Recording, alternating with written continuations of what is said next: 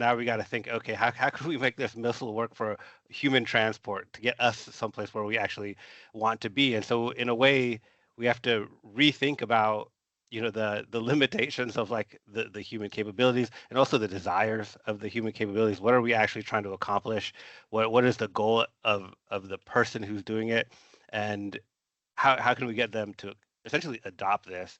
And one thing that's nice, from my perspective as a UX person, is that people haven't changed that much in the time that AI has come up, and so understanding how to work with the human element is still staying the same. We're just figuring out how to add this new toy to the human experience, and a lot of the limitations that have already existed and kind of shaped the way we go about creating a good user experience, right? Like how do humans think? How do humans process? What is the context in which that human is existing? What are all the things happening around our world? What other problems do I have in the context of this thing that you're trying to solve for me to really like make it work? I think Eric gave a great example with the hospital example.